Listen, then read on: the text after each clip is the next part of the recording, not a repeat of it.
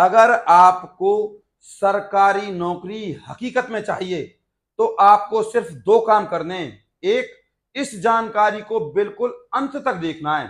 दूसरा, चैनल को करना है सब्सक्राइब। अब बात करते हैं जानकारी की।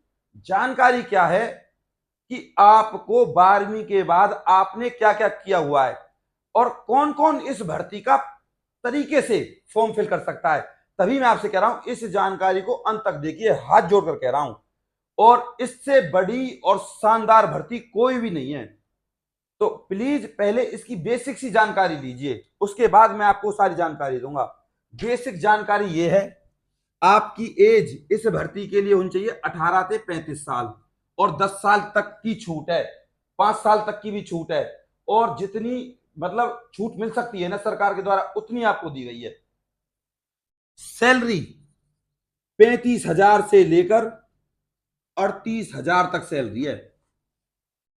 लास्ट डेट जो सबसे ज्यादा जरूरी है, 20/9/2024। कौन कौन से लोग फॉर्म भर सकते हैं, कौन कौन से नहीं भर सकते, तो प्लीज तसल्ली से देखिए। अगर आपको हकीकत में सरकारी नौकरी चाहिए, सिर्फ मैं ही आपको बता सकता हूं कि पेपर किस हिसाब से आएगा और क्या क्या पूछा जाएगा। तभी कह रहा हूं चैनल को सब्सक्राइब जरूर कर लीजिए। अब फीस सबको पता है, पद 300 भैया, 300 बहुत होते हैं चपरासी के। 8th क्लास मांगी गई है। अब आप देख लीजिए 8th क्लास, ज्यादा से ज्यादा आपको 10th और 12th होना चाहिए, इससे ऊपर नहीं होना चाहिए, वरना आपका फॉर्म और आपकी फीस दोनों, फीस जब्त कर ली जाएगी, फॉर्म रिजेक्ट कर दिया जाएगा। मोटे तौर पर समझो। अब सवाल उठता है कि कौन कौन भर सकते हैं। सिर्फ 12वीं होनी चाहिए, एक। दूसरा बता दूं अब आपको, 12वीं के बाद ITI कर रखी है तो आप इस भर्ती का फॉर्म फिल कर सकते हो, ITI वाले। 12वीं के बाद अगर आपके पास कोई डिप्लोमा है तो भी आप फॉर्म फिल कर सकते हो।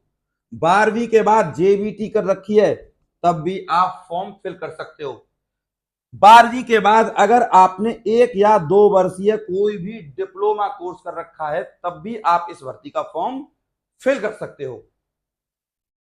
अब अगर आप 12th के बाद आपने BA करी और BA में आप हो गए फेल, तो भी आप इस भर्ती के योग्य हो।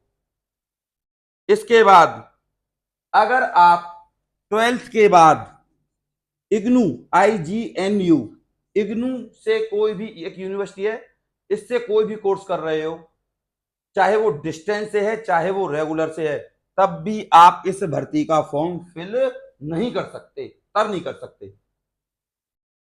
अब मैंने आपको JBT की बता दी, ITI की बता दी। ध्यान रहे, अगर आपने 10th कर रखी है और 10th के बाद ITI कर रखी है तब आप इस भर्ती का फॉर्म भर सकते हो। अगर आपकी 10th 12th के बाद BA चल रही है और BA आपकी पूरी नहीं हुई है, अगर आपकी BA पूरी नहीं हुई है तब भी आप इस भर्ती का फॉर्म फिल कर सकते हो।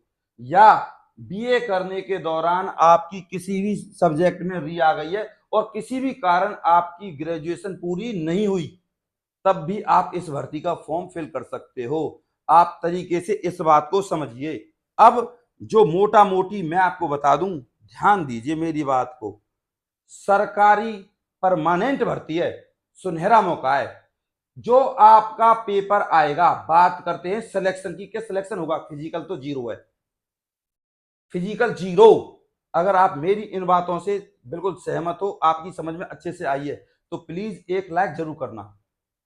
अब बात करते हैं दोबारा से कि भैया आपके सामने सुनहरा मौका है और आपका जो पेपर आएगा वो आएगा 8th लेवल तक का।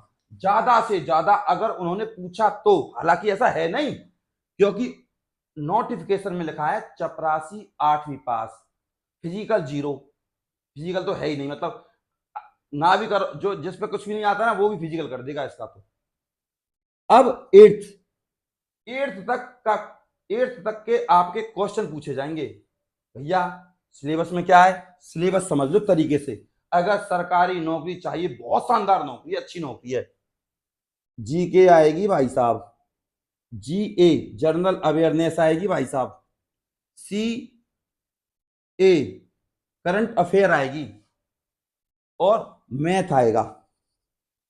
ना हिंदी ना रीजनिंग, कुछ भी नहीं आएगा। और क्वेश्चन कैसे पूछे जाएंगे, सबसे पहला क्वेश्चन आएगा कि चपरासी क्या होता है। ऑप्शन आएंगे, चपरासी के काम क्या होते हैं, ठीक, चपरासी शब्द कहां का बना, इन इन सब चीजों को आप गूगल से सर्च कर लेना।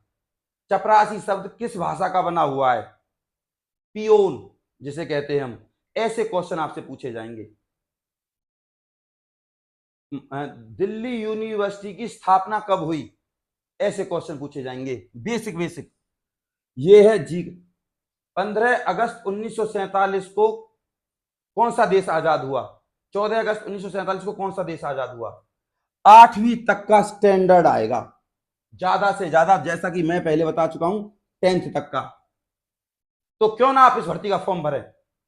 तो ये है भाई साहब, शानदार मौका है। ये थी जानकारी। अभी भी किसी का कोई डाउट है तो मेरे पास कमेंट कर सकता है, मैं आपके हर कमेंट का जवाब दूंगा, चाहे कैसा भी आपका कमेंट हो। बस आपसे एक निवेदन है कि इस वीडियो को आप अपने व्हाट्सएप ग्रुप पर शेयर करोगे, और अगर आप अपना एक लाइक करते हो तो मैं समझता हूं कि आप गुरु दक्षिणा के रूप में मुझे एक अपना आशीर्वाद दे रहे हो। तो प्लीज आप इस वीडियो को अपने व्हाट्सएप ग्रुप पर शेयर करें और चैनल को जरूर सब्सक्राइब करें। और किसी का कोई डाउट हो तो फिर कहूंगा मेरे पास कमेंट करें। और आप लोग @ADVISC44 इस टेलीग्राम ग्रुप को ज्वाइन कर लीजिए, जिससे आपके पास जितने भी नोटिफिकेशन है वो आ सकें। और अब बात करते हैं कि आप इस भर्ती का फॉर्म कैसे भर सकते हो। इस भर्ती का फॉर्म आप ऐसे भर सकते हो, किसी अच्छे सीएससी सेंटर पर जाइए और बोलिए हरियाणा पंजाब हाई कोर्ट की भर्तियां निकल रही हैं चपरासी की, उसका फॉर्म फिल कर दीजिए, अपने आप भर देगा वो, ठीक है। और बाकी मैंने अपने पिछले वीडियो में साइट भी बता रखी है, आप चाहो तो उनको देख लेना, उनका लिंक भी मैं इस वीडियो में डाल दूंगा। बस आप प्लीज एक लाइक जरूर करके जाएं और चैनल सब्सक्राइब करके जाएं। नमस्कार।